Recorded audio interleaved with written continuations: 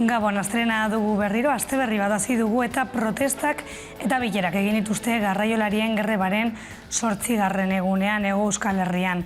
Tradiznak deituta kamioi karabana egin dute Imarkoetik Iruñera arte eta Iruk antolatuta Larrabetzutik Bilboraino. Gasolioa etengabe igotzen ari dela, toperik ez daukala, ez dakigula noiz izango den topea, eta orduan eskatzen ari gera berrikusi dadila prezio hori, edo garraioaren tarifak berrikusi daitezela aldiro. Izan daiteke 15 edo hilero, baina ikusita ze bilakaera hartu duen gasolioaren prezioak, eta etengabe igotzen dela, ez du balio,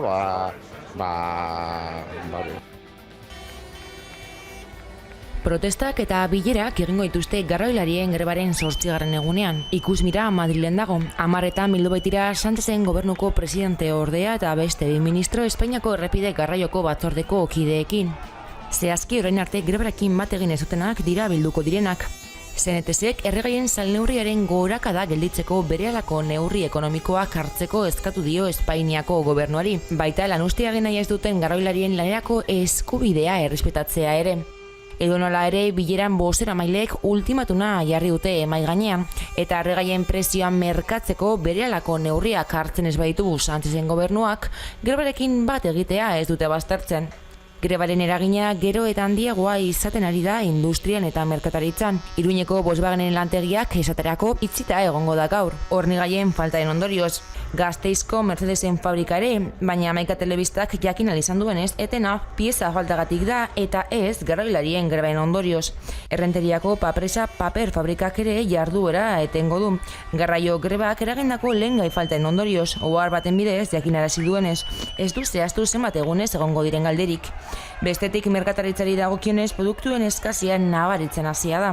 Merkabilbao saltoki txiki eta handientzako merkatuetan adibidez, produktu fresko batzuk, batez ere fruta eta barazkiak estok erdian daude, eta beste askoren eskazia astean zehar nabarituko dute.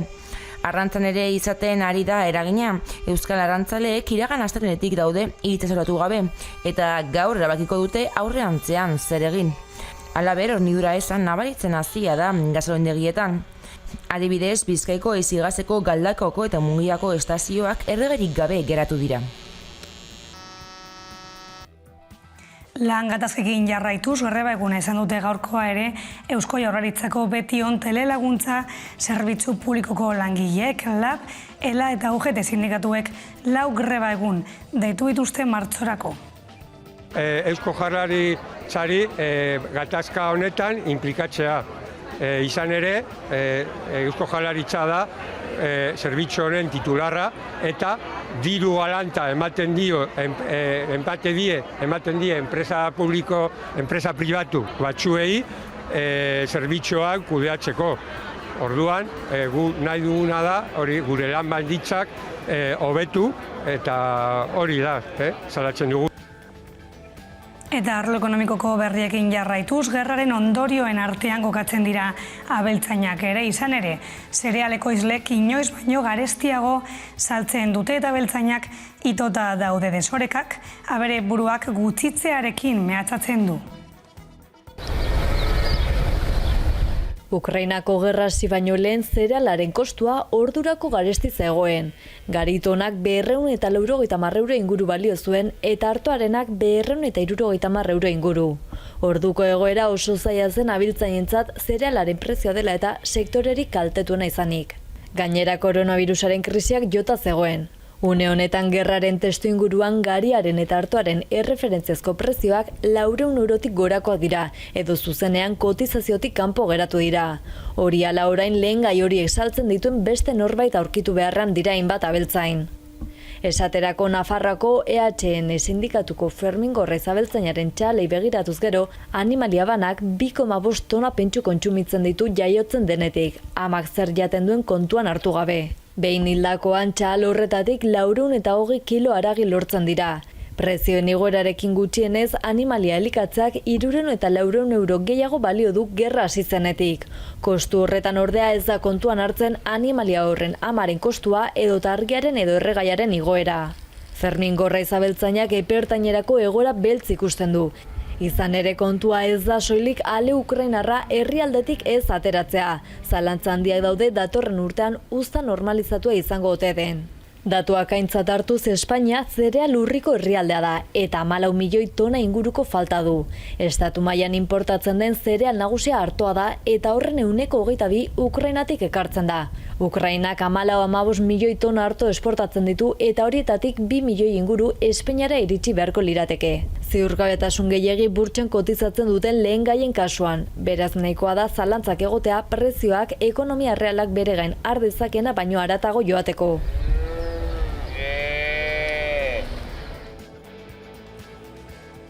Bestaldetik gaur martxoak 21, arrazakeriaren eta xenofobiaren aurkako nazioarteko eguna da. Testuinguru honetan, asteburuan urteroko martxa egin dute Pasaiatik Donostiara mugako kontrol arrazista salatuz. Gaur martxoak 21 arrazakeriaren eta xenofobiaren aurkako nazioarteko eguna ospatzen da.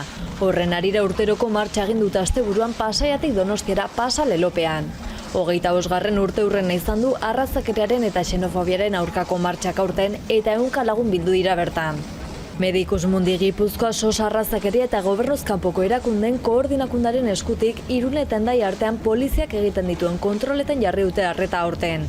Salatu dutenez bertan ezarritako kontrol selektiboek babesgabetasun egoeran uzten dituzte pertsona migratzaileak. Eta Irun eta Hendaia arteko mugan azalaren kolorearen arabera aplikatzen diren neurriek migratzaileentzat dituzten ondorioak nabarmendu dituzte. Bidasoa ibaia tranpa hilgarria bihurtu dutela gogoratuz. Azken egunetan ibaian desagertutako lagunaren kasua ekarri dute gogora eta iazko datuei dagokienez gutxienez 3 migratzaile hil ziren ibaiaren 40 metrotan. Mugak heriotza leku izatari utzi behar diotela adierazteaz batera, erabaki politiko eta sozialak eskatu dituzte. Testuinguru horretan kokatzen dute nazioarteko babes, asilo eta aterpeskarei beharrezko erantzuna ematea. Herrialdeen arteko joan etorriak hobeto erregulatzea, migratzailei bisak emateko politika eraginkorrak sortzea edota herrialdeen arteko akordioak bultzatzea. Beharrezkoak diren sartzeko bide legalak errazteko. Bien bitartean arrazakeriak gizartaren parte den honetan, ertzaintzak argitaratutako datuen arabera gorroto delituengatik jarritako salaketek gora egiten jarraitzen dute. Batez ere arrazakeriak eta xenofobiak eragindakoek. 2021 zenbatu dituzten 277 gorroto delituetatik 162 justu arrazakeriak eta xenofobiak eragindakoak izan dira. Bestalde Nafarroara begira arrazakeriaren kontrako aste honetan hainbat ekitaldi antolatu ditu Nafarrako SOS arrazakeriak. Besteak beste Foru Erkidegoko arrazakeren kontrako 2021ko txostena aurkeztu dute gaur goizean eta larunbaterako arrazakeriaren aurkako manifestazioa deitu dute Merindades plazatik abiatuta eguerdiko ordu batean.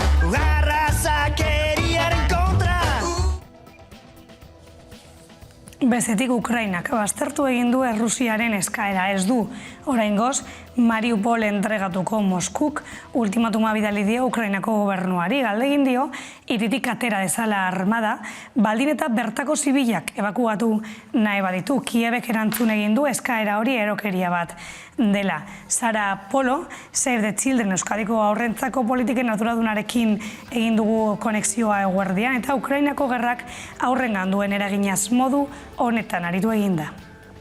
Ukrainian oraindik dauden haurrak edo haur guztiak arrisku larrian daude. Kalte fisikoak, emozionalak eta joan etorriak eragiten dituzten hainbat gauzak bizitzen ari direlako, ezta? Honekin bat aipatu beharrekoa da norberaren edo beraien osasun mentalean duen eragina. Eta haurra horiek badaukate luzeko trauma edukitzeko arrisku handia. Esan duzun bezala, jende pillo ihes egin du, batez ere haurrak eta emakumeak, baina, ihes egin baino lehen edo hor jarraitzen dutenak, hiltzen ari dira. Dakigunez, 3.000 zibil baino gehiago hil dira, hauetako 16 neska mutilak ziren, baina seguru asko datuak ez dituztela hildako guztiak kontuan hartzen, egoera oso kaotikoa delako, ezta, eta oso zaila delako. Gaiaz aldatuta berriz, aspaldiko aldarrikapenari utzita Trebiñu, Araban sartzeko eskatu egin dute berriz herritarrek, eta Trebiñu Araba da mugimendua berpiztu dute. Antolaketa administratiboa zentzugabea dela deritzote eta ari aurre egiteko lan egingo dutela ohartarazi dute. Maialen Arribas, Trebiñu Araba da mugimenduko partaidearekin izan da 11ko lantaldea. Trebiñu Araban sartzeko eskaera berrindartu du herritar talde batek. Orain duten administrazio antolaketa zentzugabea dela iritzi diote eta egoerari aurre egiteko Trebiñu Araba da mugimendua berrabiarazi dute. Urte luzez izan den aldarrikapenari bultzada eman nahi izan diote eta dozenaka norbanako eta eragilek egin dute bat. Ohartarazi dute lan egingo dutela egoera juridiko administratiboa amaitu eta arabartzat aitortzen dituzten arte. Beti berdina eskatu izan da, bai mendeetan zehar azken finean, bai anexio eskakitzunen bitartez, bai herri galdeketen bitartez, adibidez 1988an egin zena. Eta beti berdina eskatu izan da, Trebiñu administratiboki Araba izatea, azken finean geografikoki Arabaren erdi-erdian gaude, eta hala ere administratiboki Burgos gara, eta horrek zenbait arazo sortzen dizkigu egunerokotasunean. Egungo egoera anakronikoa, antidemokratikoa eta antinaturala dela salatu dute bizilagunek, eta argi utzi dute agortuta dagoela historian zehar izan diren arazoei aurre egiteko erabili den hitzarmenen bidea. Izan ere, hitzarmen horiek ez dituzte dagoeneko herritarren premiak betetzen. Egunerokotasunean, zenbait hitzarmen erabiltzen direla bizita pizkat zuzentzeko, eta hitzarmen hauek Arabako Diputazioaren eta Burgosko Diputazioen artean egin dira. Eta azkenean, partze moduan jokatzen dute, ez dute benetako arazoa konpontzen, ze beti dozin ezusteko egotekotan edo betiz geratzen gara babesik gabe hitzarmen horiekin. Eta hori bereziki argi geratu da pandemiako egoera bezala, ze azken finean geunden bi administrazioaren araudienpean, adibidez mugikortasuna Arabarekin egiten genuen, baina beste guztia, ostalaritza, ordutegiak eta bar, gaztelatalenekin. Eta horrek azkenean guri zalantza asko sortzen zizkigun, ez genekien zehazki zerekin behar genuen, amaierako asmoa argia da, azkenean Trebiñu administratiboki Araba izateko alduguna sustatzea.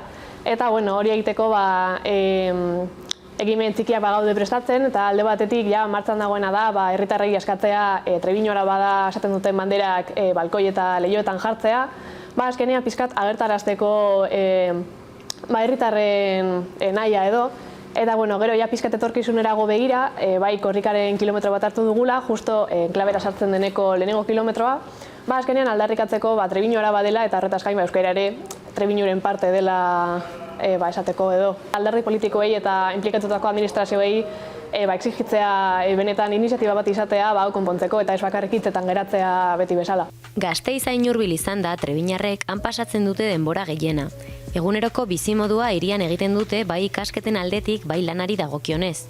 Hurbiltasun hori ere mugarria izan da euskaraz ikasterako orduan. Izan ere, Trebiñuko ikastetxeak ez du aukera hori ematen eta gure hizkuntza jakitea ezinbestekotzak jotzen dute haien egunerokotasun gasteiztar horri heltzeko. Egia esan da, Gasteiz hurbilen dagoen hiria izanik bizitza normalean bertan egiten dugu, adibidez, hemengo ikasle gehienak edo ikastetxetara oroar Gasteizera joan gara. Azken finean, hemengo ikastetxe publikoan ezin da euskara ikasi adibidez, eta azkenean Gasteizan hurbil izanik oso beharrezkoa da horrelako hizkuntza jakitea. Gainera, duela gutxiko Gaztela eta Leongo hauteskundeetan izandako datuak ere azpimarratu dituzte, eta horien atzean esanahi bat dagoela adierazi dute. Izan ere, abstentzioa izan zen nagusi enklabean, 74,1%koa Trebiñun eta 49,48%koa Argantzonen. Hauteskundeekin gure arazo nagusia da, esan bezala hori, gure bizitza osoa hitzarmenen bitartez egiten da, diputazioen arteko hitzarmenen bitartez. Orduan gerta daiteke orain gobernu berriak erabakitzea hitzarmen hauek bertan bera ustea, ez daudelako ados edo. Eta, azkenean hitzarmen hauek funtzionatzen dute bai osasun arloarako, hezkuntza, euskara, berdintasuna. Eta orduan, guztia kolokan egon daiteke, haiek nahi izan ez gero. Eta azkenean horrek guretzat izango dituen ondorioekin. Eta, kontuan izan da, hemen hauteskunde horietan abstentzioa 60% ingurukoa izan zela, pizka paradogikoa egiten da. Bezetik, gu prest gaude manifestua zabaldu dute egun mugimenduko ordezkariek bart Donostiako Trinitate plazan egineko prentzaurrekoan bertan burujabetza praktikara eramateko kanpaina baten berri eman dute eta horretarako izena emateko epea zabaldu dute jada.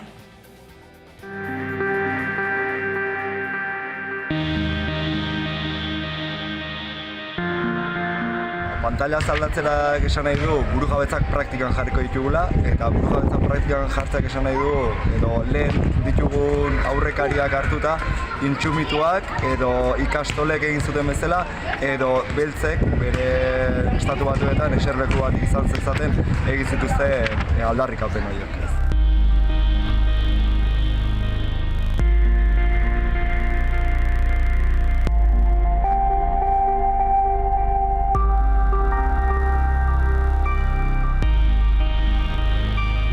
Zergatia da, nazkatuta gaudela behin eta berriz eskatu dugula burujabetza hori eta inork ez digulako emango lapurtu dizkiguten burujabetza horiek. Frantziak, Espainiak, kapitalak edo erdarek kendu dizkiguten burujabetza horiek ez dizkigute itzuliko guk hartzen ez bali maitu.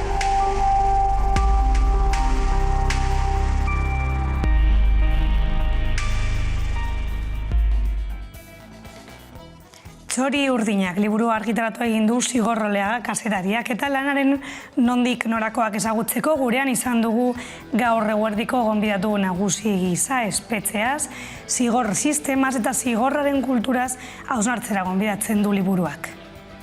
Espetxean dauden presoen 3 laurden estimatzen da dituztela edo buruko gaixotasun edo drogamenpekotasun larriak. Eta espetxera eraman dituzten delituak normalean horrekin lotuta egoten dira. Orduan, espetxea zer den, teorian bere diskurtso autojustifikatiboa da birgisa arteratzea bilatzen duela. Nik uste dut praktikak erakusten duela bazterketa eta desberdinkeria hori betikotu egiten duela eta inkluso sakondu. Osa, pertsona bat espetxean sartzen dena, irtetzen denean, ohikoan sartu zena, baina okerrago ekonomikoki, pertsonalki, psikologikoki sartzen da. Korrikaren 22. edizioa asteko 10 egun besterik ez dira falta. Motorrak berotzen hasi ditugu gurean ere, Hamaika Telebistan, egunez eguneko jarraipen berezia egingo dugu zuzenean. Eta horretarako, besteak beste aurreko urteetako abestien protagonistekin hitz egin du Koldo Otamendi lankideak.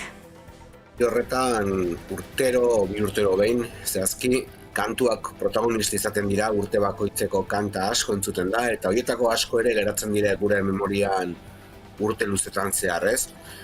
Kasu honetan egin duguna da, korrikak dituen 22 ediziotako 11 kantu hautatu ditugu, eta 11 protagonistekin bildu gara, bakoitzak bere garaian egindako kantak gogorek hartzeko. Guztira beraz, 11 kantu ezagutuko ditugu datorren egunetatik aurrera, zehazki gaurtik aurrera. Badator korrika, hitzetatik ekintzetara, euskaratik eta euskaraz. Korrika badator eta azken urteetan bezala gurekin jarraitzeko aukera izango duzu. 24 orduz etengabean. Ohiko emisioan eta webgune berezian. Aurkitu, ikusi, partekatu, deskargatu zure kilometroa. korrika22.hamaika.eus. Aurten ere, korrika 11. Hamaika, euskaraz, gertutik eta konfiantzaz. Besterik gabe onaino gaurko albistegia hortze duzu jarraian, Kabainurria ipuinaren infoa klik batean eta bueltan solasaldiari helduko diogu orain arte. Musas y Fusas proiektu musikal bada, non osatzen dugu pertsona askok, badugu banda bat, non gauden ni Olaia, Maria, Ander, Xabi eta Inigo, gero ditugu ipuin kantariak eta bai euskaraz eta bai gazteleraz, non musika ipuinen bitartez kontatzen diegun aurrei. Kontatu ez, baizik eta kantatu.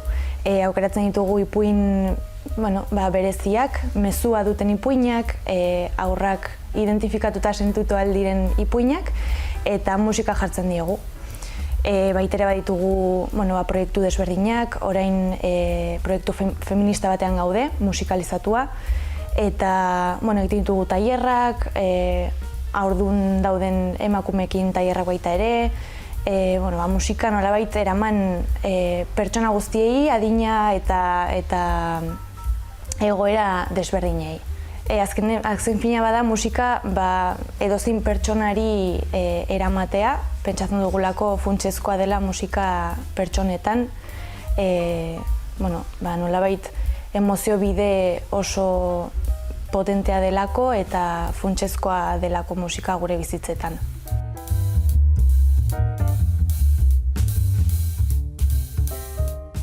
Bueno, Kaba Inurria 4 emakumek sortutako ipuin bat da.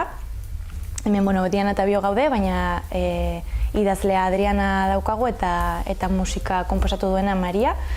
Diana ilustratzailea da eta ni itzuli nuen euskarara ipuina. Kaba ipuina bada guztiok sentitu gaitezke noizbait gure lekuan ez gaudela, ez?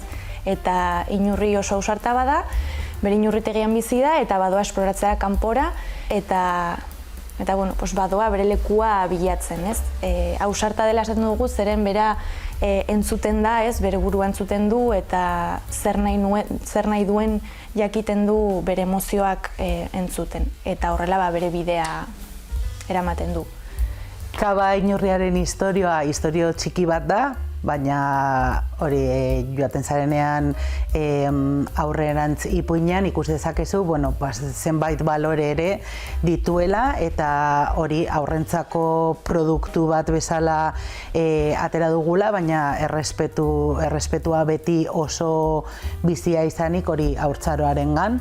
Eta hori istorio txiki bat da, Olaiak lehen esan duen bezala gure protagonista inurri txiki bat da, eta egiten duena inurri hau da, bidai luze edo, erronka bat suposatzen duen bidai bat. Bide horren bitartean aurkitzen ditu zenbait pertsonai, eta ikus dezakegun nola jartzen da harremanetan beraiekin edo zer gertatzen da beste pertsonai anitzekin elkartzen denean. Eta horren bitartez ere ikuste dut gu buruan geneukan helburu garrantzitsuren bat liburuarentzat zen hori transmititzea irakurtzen duten aurrei, hori animatzea beste jende mota, beste pertsona edo beste pertsona anitzak ezagutzera eta haiekin harremanetan jartzea eta bat bestearekin aberastea edo... Esan beharra dago baita ere ipuin musikalizatua dela. Nik gutxien ez dut ezagutzen liburu edo ipuin musikalizatuak eta ere gutxiago aurrentzako ipuin musikalizatuak, orduan horrek ja berezia egiten du. Baita ere, pentsatu genuen berezia dela pertsonei bakoitzak bere musika izatea, ez? Hau musikan deitzen da leitmotiv, ez? Bere pertsonei bakoitzak nolabait osatzen duela melodia batekin bere izaera, ez? Edo bere izateko modua. Orduan baita ere modu honetaz musikarekin mezu hori edo ipuinaren mezua erakargarria egiten dugu baita ere.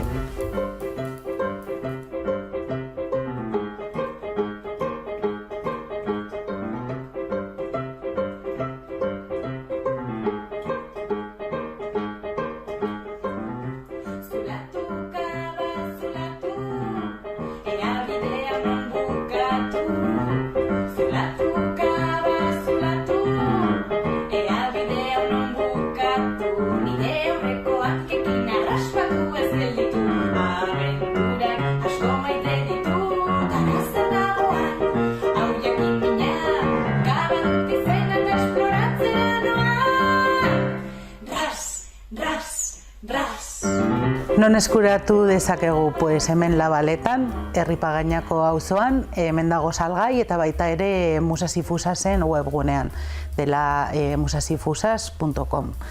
Esan behar dugu ere euskerazko argitalpena edo bigarren edizioko azken alea ja saldu genuela beste egun. Hemen daudenak, hemen Labaletan geratzen direna, uste dut bizpairu eta ja bukatu da. Atera genuen lehendabiziko alea, oso laizter nahiko, ez? Erraz saldu zen, bai? Bai, eta hori bigarrena ere euskeraz joan da. Así que hemen dauzkagunak. Eta hirugarrenik ez da egongo? Ez, nik uste dut ez. Nik uste dut ja ziklo hau nolabait itxi dugula eta orduan orain ere, ez dakit, etorkizunerako ere beste zenbait plan edo ideiak dauzkagu Kaba Inurriaren inguruan. Ez dakit behar bada eskoletara edo ikastoletara eraman zenbait gai edo balore inguruan lan egiteko, pertsonaiak azaltzeko eta pixka bat horien inguruan lan egiteko. Bueno, Kabaiñurriak bide iluzia izan dezala eta mila esker. Eskerrik asko.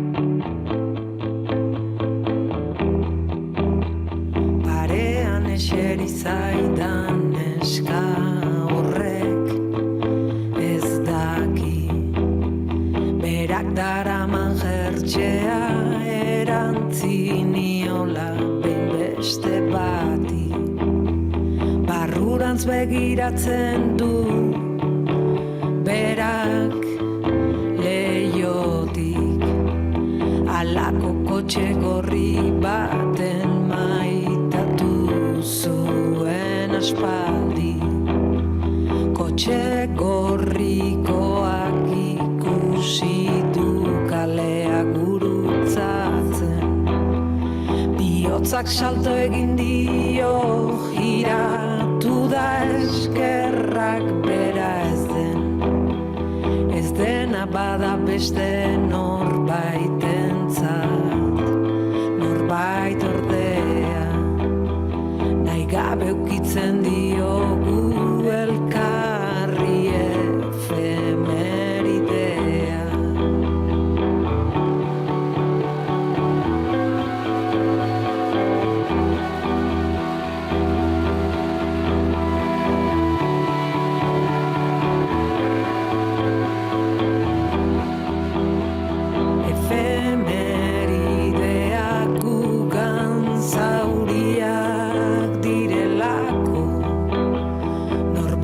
Bakarrik minez ospatzen ditugulako ez gaude egunkarietan tabernan autobusetan gaude talkarri ukitzen diogu efemeridea nahi gabe efemeridea gugan zauriak direlako norberak bakarrik minez ospatzen ditugulako ez gaude egunkarietan tabernan autobusetan gaude elkarri ukitzen diogu efemeridea nahi gabe.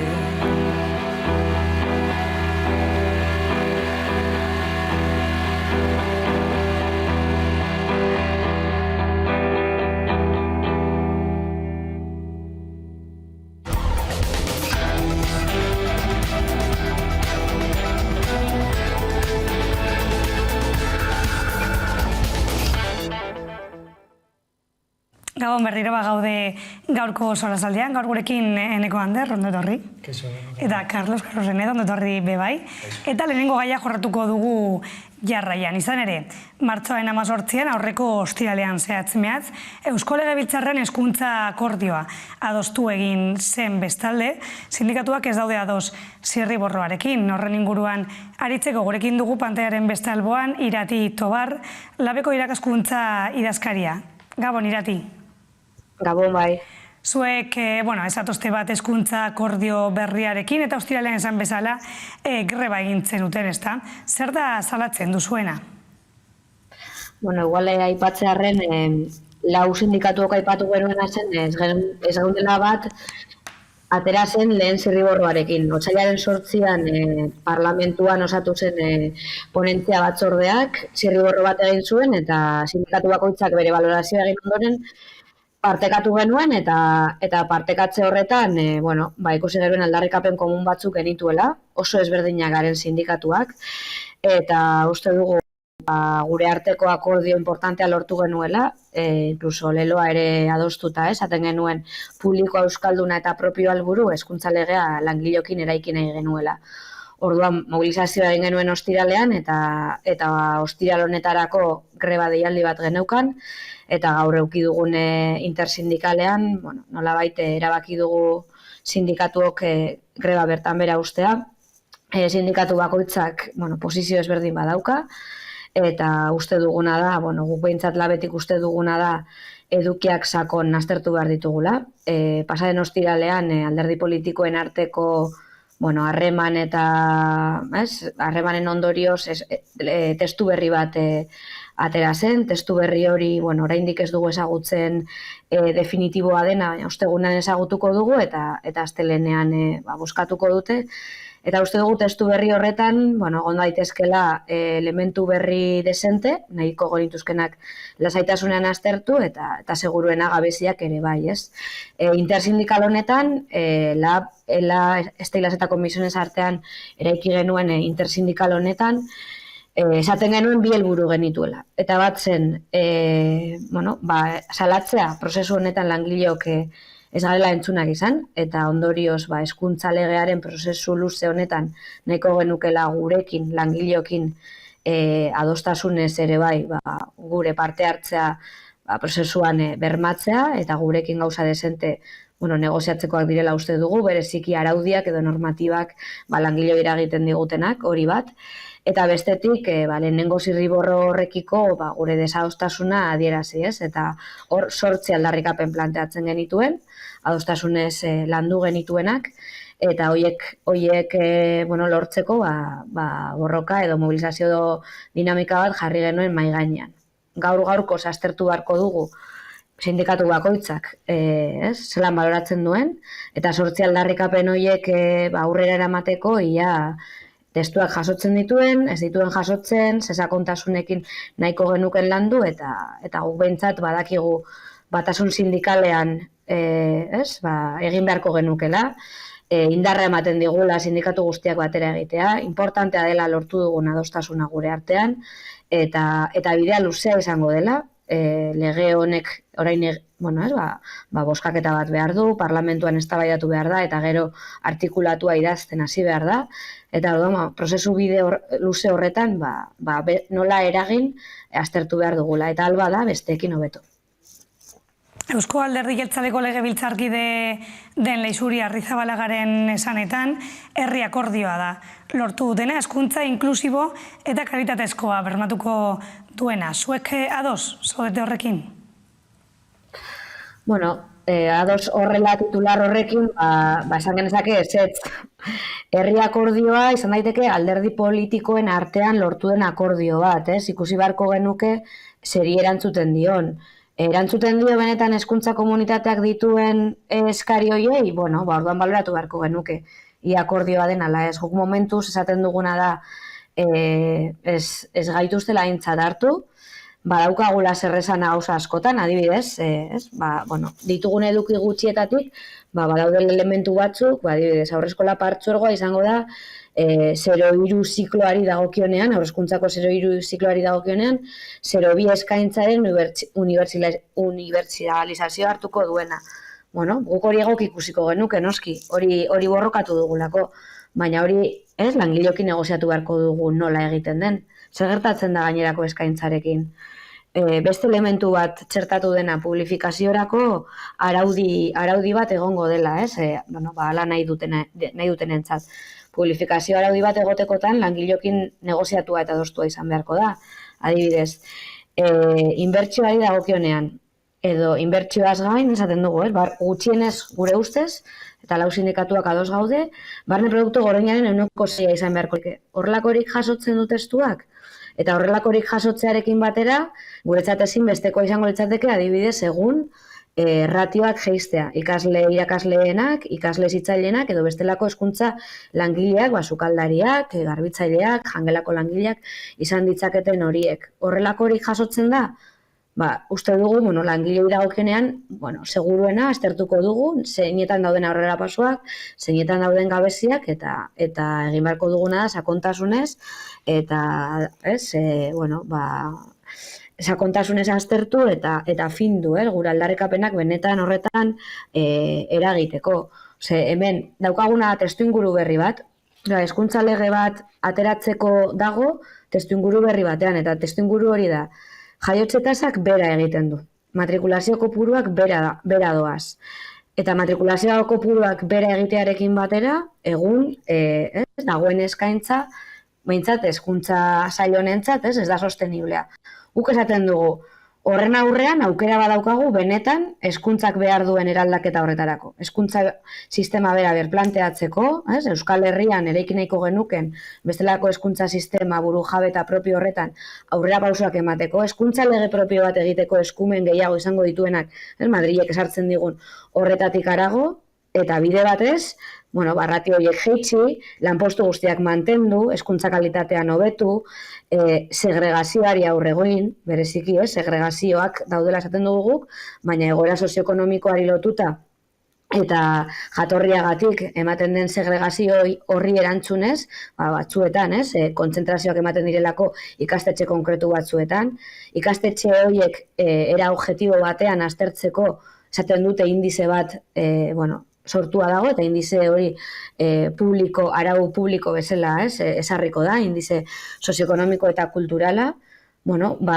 guzti horri erantzuteko, guk ere eragin nahiko genuke eta ganoraz aztertu, orduan, ezin dugu esan bere horretan, ezakigu oraindik, ia benetan herri ikuspegiz eginikoa den, eta erantzuten dio, baina prozesua parte hartzailea ez dela izan, hori argi daukagu. Naiz eta parlamentutik 100 eragile baino gehiago pasagaren.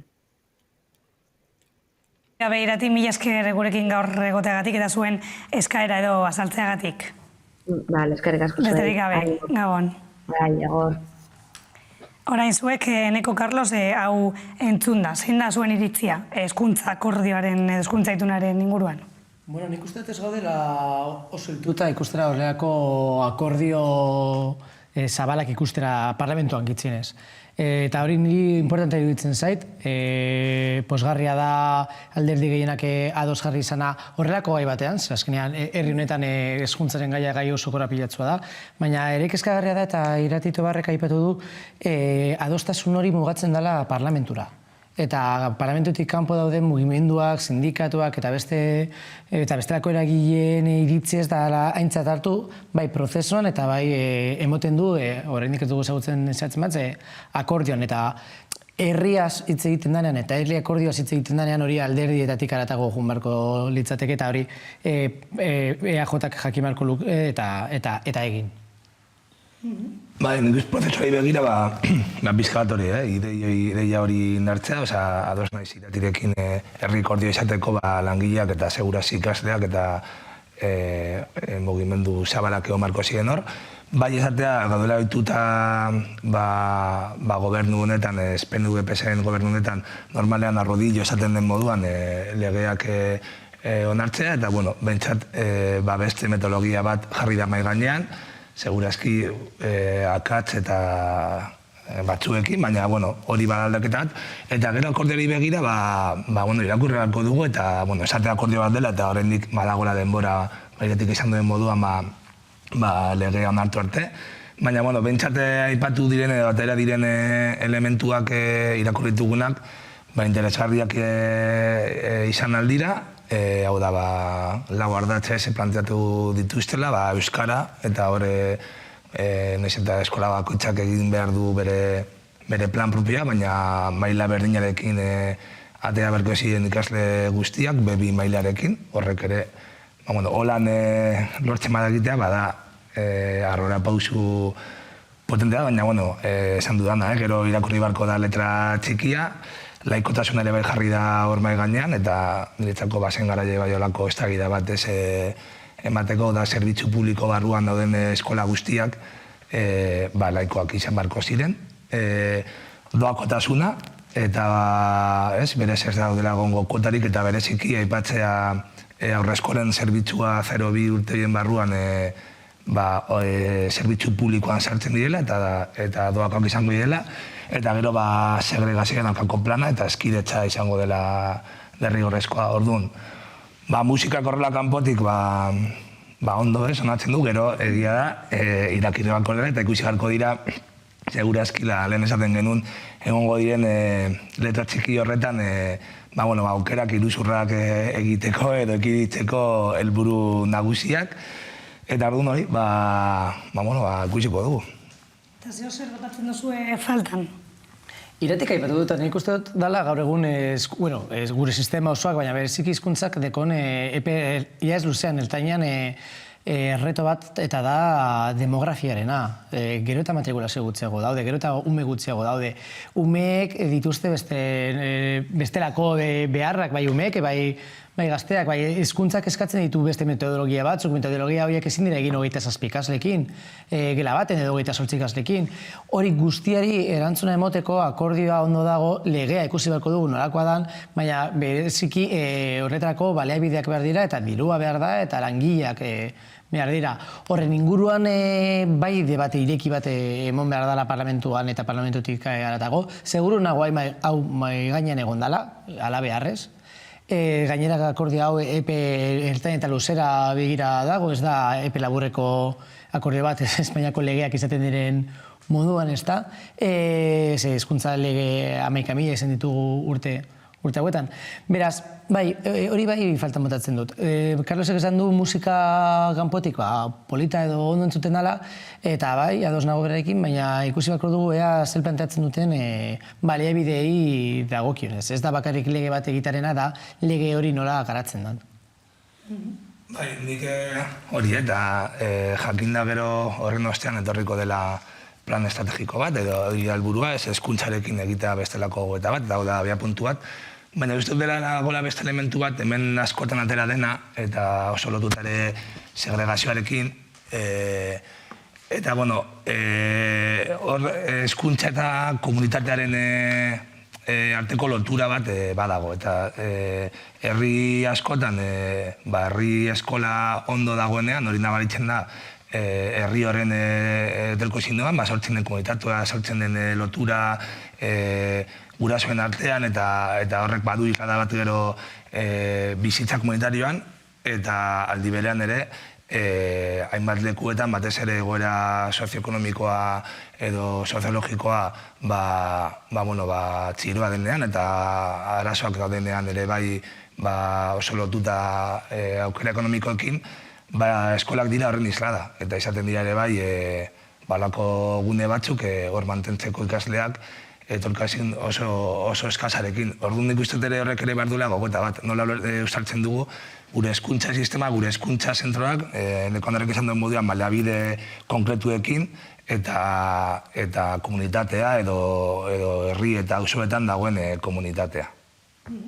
Bezetik gaurre martxoak 21 ditu, arrazakeriaren eta xenofobiaren aurkako nazioarteko eguna. Ze bat urte dira hasi zirela salbuespenezko kontrolarekin Irun eta Hendaia artean berez, Europako Batasunean horrelako kontrolak ez dira legalak, baina terrorismoaren legearen aitzakiapean kontrol migratorioak egiten dira. Bidasoa ere beste puntu beltz bat bihurtzen ari da. Estatuko kanpo mugan 1.600 lagun baino gehiago hil ziren ofizialki iaz. Gaur bezalako egun batean, gurean autokritika egiteko eguna da. Gurean egiten diren zuen ustez, kontrol migratorioak eriotzera bultatzen dituzte hainbat lagun, ez da? Datuek hori esaten dut, eta gaur egon da manifestazioa bentsate Bilbo eta hiriburuetan, eta hori izan salaketa, ez? Gaur indarrean dagoen legea aldatu behar dela. Estrangeria legea ditzen den hori aldatu behar dela, ze horren atzean badaude eriotzak eta miseria handi bat. Eta nik istotor alde batetik migrazio horiek errestu behar dira eta eman behar dira modu duin batean, ze ematen ari dira. Eta inkluso lehen horrek esan duen ere bai, demografikoki segurazki epe oso motzean nahi mare dugu mantendu gure zerbitzu batzuk eta etorkizun bat segurazki migrazioa bentsat gure herrian beharrezkoa izango da, eta gero nik uste dut, aurrekoan ere bai izan genuena, ze garrantzitsua den hemen dauden pertsona guztiek izatea paperak edo errolda ziurtatuta bizitza duin bat aurrera eramateko. Eta uste dut gainera hor, arrazakiriak hor jarri duela ere bai fokoa, eta autokritika egiteko eguna edo ez da eguna, iraunkorki egin behar duguna. Migrazio kontrolak ez bakarrik mugetan bereziki latza da, hor eriotza ikusten ari gara, bazen egunen desagertu zen gazte bat bidazoan egon dira hilakoak, eta muga horretan egon ziren Jangenetzea Garai eta Inigo Urkullu harrera lurraldearen inguruaz hitz egiten, eta Ukrainaren inguruaz hitz egiten, eta refuxiatuen inguruaz hitz egiten kriston hipokresia eta zinismorekin. Azkenean hor muga bat jarri da Schengenekin ezabatuko zirenak berriz ezarri dira, baina ezarri dira arraza perfil oso zehatz batekin, eta horiek heriotzara eramaten dituzte pertsona migratzaileak, baina baita ere geurean, geure kaletan, metro hilteretan eta tren hilteretan dauden arraza profilagatik dauden kontrolak. Hori gertatzen da gure herrietan. Orain egon da epaiketa bat polizia pandemiaren punto edo kuarentenaren punto gorenean emakume bat eta bere semea jipuitzagatik, egon dira beste batzuk atxiloketa ilegalak egiteagatik eta zetatuak jaso dituzten atxilotuta egon direnean, gure kaleetan ikusten dugu gitzenez hiriburuetan eta hiri handietan egunero horrelako kontrolak, eta bai, ez dakite autokritika bai egin behar dugu asko eskonengatik, eta bai asko eskatu behar dugu gure agintarei. Askotan albotik pasatzen gara hori gure ardura izangoz bazan bezala, baina ere bada, ze gure agintariak dira. Hori argitagarri. Eta gero, sistema bere osotasunean, hori da izeberraren punta segurenik, baina Carlosek aipatu du paperena, eta bazen egunen aipatu genuen, baina nik uste dut azpimarratu behar dela, nola ekimen legegile bat aurrera eramaten ari dela, sinadurak hartzen ari da regulazio masibo bat emoteko, ez da lehenengo aldia, Zapaterorekin gertatu zen boom inmobiliario guztiarekin, orain Ukrainiarrekin eginda nolabaiteko estepzio bat, eta nik uste dut beharrezkoa dela, hemen dauen jendea, bere eskubide basikoak bermatuta eukitea, eta horretarako paperak eukitea. Carlosek aipatu bezala, oso bai, urtero legezain bat martza antolatu egin dira egun honetan. Soz, arrazakeria Bilboko elkartetik, gurekin dugu horren inguruan aritzeko bandearen beste alboan, Aia Jaloui Azugabon, Aia, ezakit abizenako ondo esan ditudan? Kaixo, arratsaldeon. Eskerrik asko ni gonbidatzeagatik. Eskerrik asko zuri gaur gurekin egoteagatik. Egon gara komentatzen, gaurko egunean hainbat martza antolatu egin dira. Zuen elkartetik, zer da salatzen duzuena? Lehenengoz eta behin, salatzen dugu, nola da ditzen da, barkatu, arrazakeria instituzionala, salatzen dugu jende guztiak eskubide berdinak izateko. Hori da importanteena. Bai, esan bezala gizarte demokratikoagoa, berdintsuagoa eta justuago baten alde egiten duzue. Zein da zuen ustez bidea hori lortzeko? Jendea ziziltzeko eta kalera joan, manifestak egitea, eta ez izildu, eta importanteena salatzen diskriminazioa sufritzen duzunean eta hori. Ez dakit. Bai, ulertzen da. Bestetik, eskuin muturraren goraldiak kalte egin dio immigrazioari, argi dago. Zuen ustez zergatik eman da gorakada hori? Baina zer a qué te refieres? Eskuineko alderdiek gorakada izan dute. Zuen ustez da horrek kalte egiten dio immigrazioari. Ezta?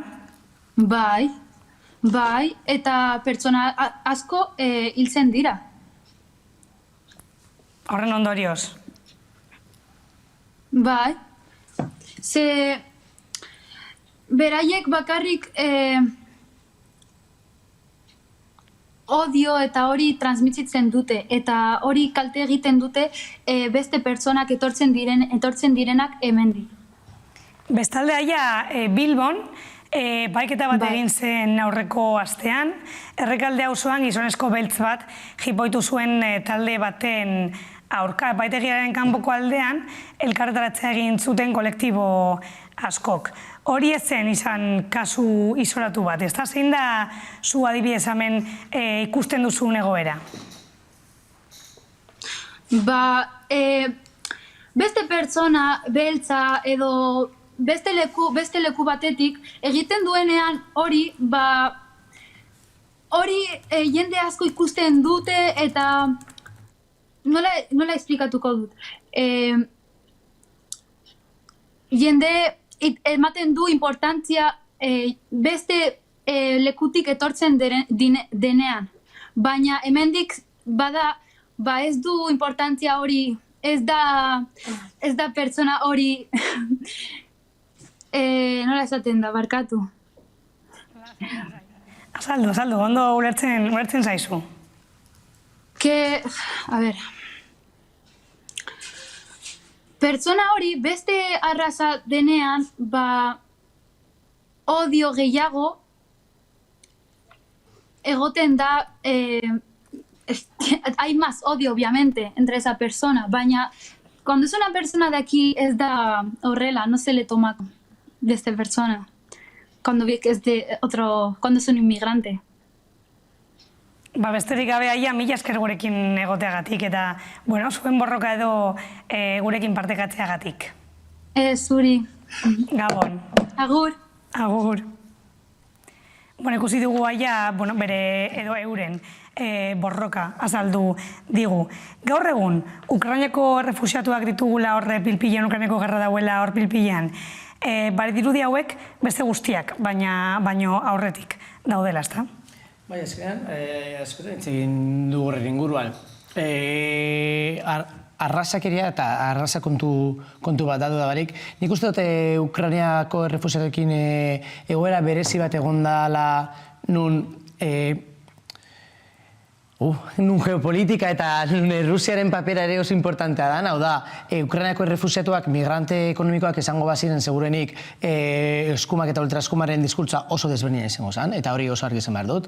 Hau da, ez da arrasakeria bat batean edo xenofobia bat batean desagertu dela, baizik eta interes politiko bat dagoela horren atzean, eta hori nik oso garbi daukat. Zer, adibidez, Errumaniarekin berdina gertatu da eta arrasakeria ere oso edatu da, eta orokorrean ekialdeko herrialdekin eta herritarrekin dagoen arrasakeria oso argia da. Orain nolabait malgutu den arren, baina bai, orokorrean da arrasakeria eta xenofobia kontu bat. Momentu honetan, igual ukrainiarrak, eske ultraeskumaren priorizazioak eta medioek egiten dituzten priorizazioak ere oso bestelakoak dira, baina finean jende hau ongietorria da momentu kojuntural honetan, baina gudetatik ihes egiten duten beste batzuei, adibidez Siriako migratzaileei, ez zaie horrelako harrerarik egiten. Eta hori kontu politiko eta arrasakeriko kontu bat da, argi eta garbi bai. Ados, eneko handarrekin? Bai, ados, eta gainera uste dute hemen daudela como elementu asko. Azteko, ze azkara azten dugun ere gure jatorria ez eta zein izanen ere gure egoera, ez? Herri honetan dune migrazio kopurua oso saltua den. Migrante asko etorri dira beti Euskal Herrira eta Euskal Herritar asko jundira kanpora, arrazoi ekonomikoengatik edo politikoengatik. Eta uste dute oso azkar azten dugula, gu gaudenean egoera horretan ez, behartuta migratzera, zer nahi dugu espero beste herrietan ez, eta beti hori azkare azten da, edo beti ere jendeak esaten du ez nik junde izenean junditzen lanera, besteak ez datoz lanera. Ez datoz bizitza bilat, edo nik junditzen arazoi politikoengatik, eta beste askok ere badatu arrazoi politiko batik ere, bai, gatazkak badaude munduan nun nahi, eta hori lehenengo elementua. Eta gero nik uste nahazten dugula, nahazten dela arrazakeria eta gainera pobrefobia bat. Hau da, arrazizak gara, baina garera pertsona hori, migrante hori beste arraza baldin bada eta gainera pobrea baldin bada, ja fobia horiek biderkatzen dira. Segurazki dirua baldin badaukasunaz eta beste kolore bat izan ez gero, pairatuko dituzu arrazakeria, nola ez, eta aurreritziak eta baina igual egoera ezberdina da, eta nik uste biak nahazten direla. Dagoenean ja pertsona bat arrazalizatua eta gainera pobrea dena, hemen bizitzea oso zaila da. Eta okanarekin, inkluso eskumako lider edo buruzagi batzuk esan dute, ez? Nola ez ditugun hartuko baldin badia txuriak eta rubiak, hori dagoen, eta nik emarrek esan duen moduan ere, atzean daudela beste elementu batzuk, geopolitikan, eta bar. Baina bai, uste dut dela arazo bat dagoela oso sartuta gure jendartean, eta uste dut berak ere onda saldu du, ez? Pedagogia asko egin behar da, eta segurazki eskuntzatik hasita, eta berak esan duen moduan amaitzean lehenengo da bena rasismo instituzionalarekin dela polizia, baina dela ere bai eskuntza sistema, zerbitzu sozialak, errolda edo paper eskubideak, hor atzean dagoen makinaria guzti horrekin bukatu beharko dugu, behintzat gero jendartean beste iritzi edo pentsan molde batzuk sortzeko. Baina horretan sartzen da, jarekin komentatu egin duguna, eskuin muturreko diskurtsoa. Nola gelditu hori? Hori da. Hori da, zera, mende honetako eta pasen mendeko galdera, ezta? Nola egin aurre fasismari eta orokorrean ultraskomari. Nik uste dut horre medioek, askotan pedagogiaz eta edukazioaz hitz egiten dugu, eta hori oso importantea da, baina danaz da etorriko hezkuntzatik, hori argi izan behar dugu, arlo importante bat da ere, eta medioen papera oso importante dutzen zait. Eta batzutan hartzen ditugu herretan dauzen medio serioak eta masan konsumituak direnak, eta erakurri behar ditugu benetan basakeriak. Eta benetan basakeriak batzuk ez dira arrazismotik egiten, beste batzuk bai, oso argi eta garbi. Eta beste batzutan da rasismo, xenofobia eta porafobia horren nahazketa interseksional bat, eta hori moten da. Baina azke batzutan da buenismotik egiten diren irakurketa guztiz xenofobo eta rasistak. Pasan egunean, medio oso importante batean, egunkari oso importante batean agertzen zen 3 pertsona arrazializatuen historia, eta hitz egiten zen 3 edo 4 pertsonen inguruan, historia bakar bat izango bazan bezala, migratzaileak izango bazin bezala, eta horietako protagonista batek publikoki Instagram eta sare sozialeten bidez salatu zuen, baina ni ez naz migrantea, ni hemen jaio nintzen, nire historia ez da hemen kontatzen dutena da, nolabait buenismo eta paternalismo batetik egiten dana, edo guztiei gertatzen zaigu, azkenean dira gehu baratutak ditugu dominazio sistemak. Nik dekot lagun bat beltzanara dana, Uribarrikoa, eta nolabait beti horrelako komentarioak entzuten dituenean momentu deserosoak sortzen ditu. Eta ze beharrezkoak dan deserosotasun hori zeuregan sentitzea. Askotan emoten du, egiten dut komentario bat, ez dauka garrantzirik, zergatik jartzen zaren horrela, ez, baina ez arrazoia dauka. Ze barneratuta daukagu eta erreproduzitzen ditugu etengabe, mailak daude. Gauza bat da buenismotik egitea eta beste bat da medio batzuk egiten duten bezala ia zera, ekilibrio edo helburu politiko batzuekin eginda. Hau maila mikroan, maila makroan daukagu egunero ultraskuma medioetan hitz egiten. Eta dago 11.000 bozgarailu dituzte. Eta hori gertatzen ari da, eta hori onartzen dugu eta normaltzat hartzen dugu. Eta behitu, agian ez da normala telebista publikoan egotea jendea arrazista, modu irekian arrazista dana, eta haiekin debatitu behar izatea bere diskurtzari leku bat emoten. Igual horri mosketa bat emotea, bide bat izango litzateke. Baina nik uste dut dagoela, berak esan duen moduan, gorroto inguruko delitua edo hori ezin dela onartu, eta uste dut eskuma orokorrean arrasekeria bultzatu du eta gaur egun eskuin muturrak publikoki esaten du. Esaten du segurazki pentsatzen duelako, baina baita ere badakilako dagoela jendartean oso zabalduta edo sektore askotan horrek baduela lotura edo eragin bat, hau da, populismoaren bidean badakit ere bai, arrazismoa dagoela jendartenetan oso inplantatuta, eta hori eskuin muturrak publikok izaten du, baina zuk esan duzun moduan elkarrizketa askotan ere bai, familia lagunen artean, olako pentsamolde arrazistak egunero entzuten dira.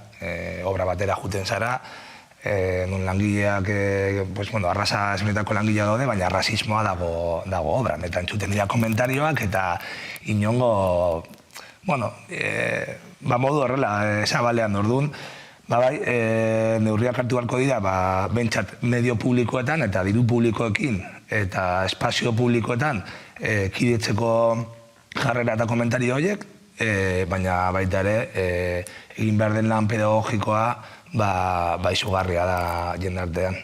Horien dela gutxi irakurtzen nuen Ibai Arbide kazetariak hitz egiten nola lortu zuten Grezian ultraeskumarekin amaitzea. Modu oso autokritiko baten edo kritiko baten irakurri behar da hori, zekenean eskumaren parte batek hartu du, erosi du ultraeskumaren diskurtza, baina eta lortu dute 3 bide oso erraz egiten, ez hain errazak, baina oso logikoak egiten, emoten dutenak, lehenengoa da legea aplikatzea. Gorroto diskurtsoak, nolabait, eten behar dira, eta horretarako legearen aplikazioa importantea da. Eta bigarrena da medioek edo egunkariek edo kazetariek haien lana egitea. Hau da, ez da bakarrik mikrofonoa jartzea, da galdetzea eta bergaldetzea. Horren ikusi dugu Voxekin gertatu dana Kastilla eta Leonen. Galdetu diote zehazki Voxeko bozeramaileari zeintzuk diren ezabatu nahi dituzten laguntza horiek. Eta ez du jakin nola erantzun. Hori da benetan diskurtso bat desmontatzea eta benetan kazetariak bere lana egitea. Eta azkenan ez normalizatzea diskurtso batzuk. Ez hartzea normal bezala. Basean egunean Zemmour Frantziako lehen ministro presidente hautagaiari egin zioten elkarrizketa bat, nun argi eta garbi izan zion pertsona beltzaran bati berak ez zeukala lekua bere gizartean. Literalki. Galetu zion, lekua daukat eta erantzuna izan zen, ez. Eta horrengo erantzuna izan zen kazetariena esaten, eskerrik asko elkarrizketagatik eta eskerrik asko erantzutagatik. Hori ezin da onartu. Horrelako diskurtzak ezin dituzu hartu normal izango balira bezala. Eta hori danon ardura da makroan, politika gintzan, bai mikroan, Carlosek esan bezala, gure ingurunetan. Ukraina aipatu egin dugu lehen, hilabete beteko da, Errusiar inbaziotik. Horren kasua kezkatzekoa da, 75.000, agur baino gehiago joan dira jada Ukrainatik, hau da, minuturu 55 ume irteten dira. Save the Children erakundeko Sara Polok horrela azaldu digu egoera. Gaur guztiak arrisku larrian daude. Kalte fisikoak, emozionalak eta joan etorriak eragiten dituzten hainbat gauzak bizitzen ari direlako, ezta? Honekin bat aipatu beharrekoa da norberaren edo beraien osasun mentalean duen eragina. Eta aurra horiek badaukate luzeko trauma edukitzeko arrisku handia. Esan duzun bezala, jende pillo ihes egin du, batez ere aurrak eta emakumeak, baina, ihes egin baino lehen edo hor jarraitzen dutenak, hiltzen ari dira. Dakigunez, 3.000 zibil baino gehiago hil dira, hauetako 16 neska mutilak ziren, baina seguru asko datuak ez dituztela hildako guztiak kontuan hartzen, egoera oso kaotikoa delako, eta oso zaila delako. Zarak esan bezala, olako egoerak edo olako bizipenak izatea osasun mentalean ondorio latzak izaten dituzte. Bai, noski. Azkenean gerrako ume bat izatea, bai Ukrainian, bai Yemen, bai hemen orain dela urte batzuk, bai, guztiz traumatizantea da, eta Zentzu honetan, orain ikusten ditugun errefusiatuak Ukrainatik gutxienez bide seguruagoak dituzte beste batzuekin konparatuta, eta umeengan daukaten arazoak segurenik ez dira hain larriak izango, baina dena den da egoera traumatiko bat. Da egoera nun oso umeak zein emakumeak oso modu vulnerablean dauden, pasan egunean entzuten genuen nola Berlinen bertan emakumeak oraindik ere beldurra daukate edozein gauza edateari, narkotizazioak egon dira edo zurrumurroak trata de blancas delakoaren inguruan, eta beraz, egoera oso latza da, eta umentzat baita ere, eta hor bereziki umen eta orokorrean gerratik ihes egiten dutenen osasun bai mental bai fisikoa bermatu behar da. Gerra batean normalean langileok eta nekorrenek izan duen moduan umeak, adineko pertsonak eta emakumeek pairatzen dute gehien bate ondorio nagusiak, eta horregatik ez dut ulertzen implementatu den edo instalatu den diskurtso belicista hori, segurazki horren atzean daudenak ez dute pentsatzen gerra baten ondorioak direla hori. Pertsonak ateratzea, pertsona guztia bere bizitza atzean, eta lortzen dutenak beste lekura jutea, leku babes batera, eta lortzen dutenak bertan geratzea, segurazki dituzerako baliabideak bere herriak eta bere etxea usteko, eta argoratu behar dira. Eta, bai, gerra drama bat da. Are gehiago, Europako materialdeak eta bereziki Espainiak hartutako erabakiak errefusiatuen inguruan oso tamalgarriak dira ere umentzat.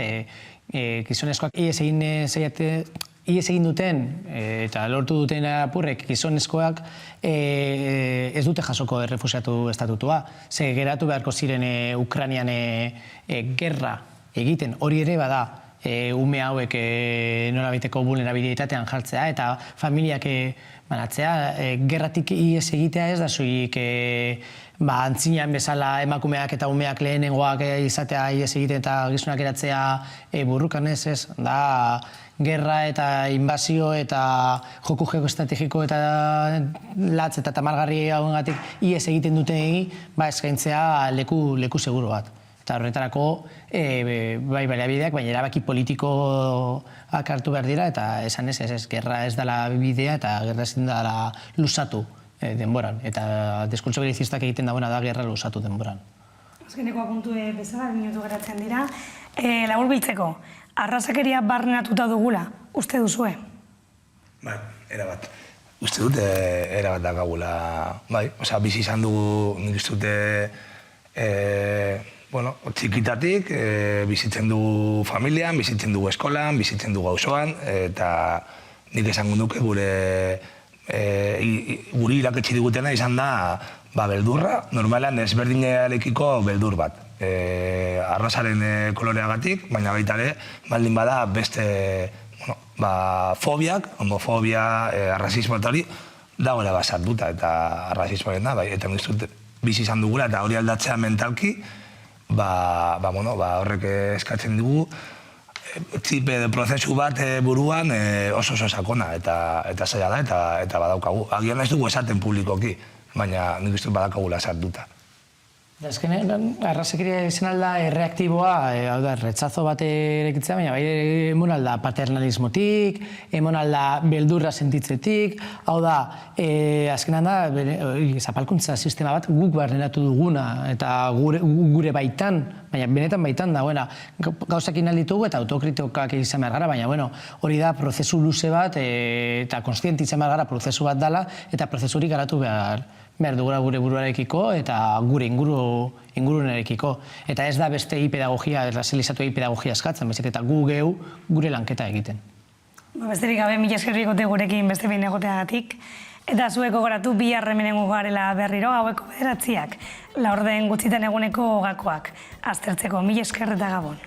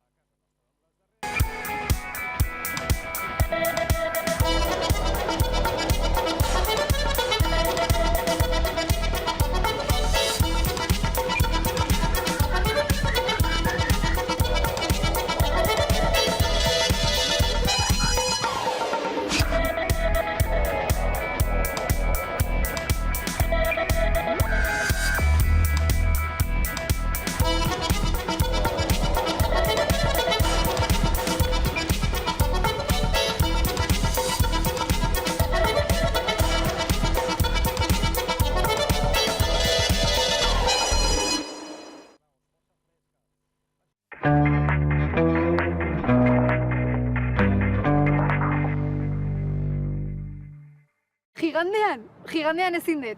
Imaginatzen.